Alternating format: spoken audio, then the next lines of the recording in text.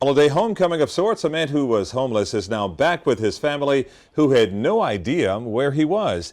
It was a video posted on Facebook, this one right here, that made this all possible. Local 10 News reporter Derek Shore live at Miami Beach to explain for us tonight. Derek. Well, for three sisters from New Jersey, they always knew their brother down in South Beach was living a different lifestyle, and he had recently come upon hard times, but he was always happy. That is until he stopped communicating with them, and they feared the worst.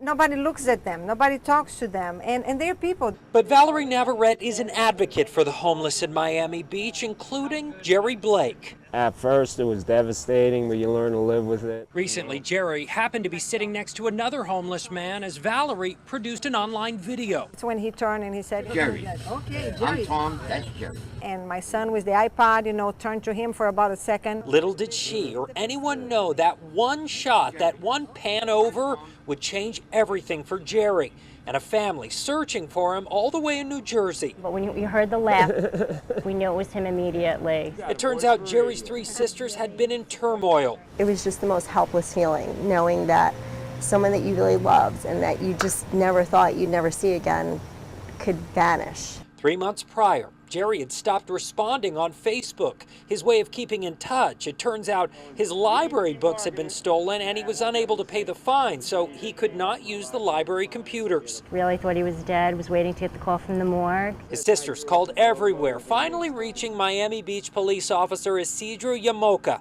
who remembered Jerry and started looking through Valerie's videos. He had emailed me the video that Valerie had done, and he said, I think this might be your brother. It was him. Immediately, they contacted Valerie, who came down to the beach. She got Jerry's sisters on the phone. It's the most amazing feeling to think that someone that you think is gone and you're never going to speak to again, that you care deeply for, is alive. It was just the best feeling. Now his three sisters are here in South Beach. They're working on getting Jerry back on his feet, thanks to an officer and a dedicated citizen. And as for Jerry, it makes me feel like $1,000,000. I got a loving family.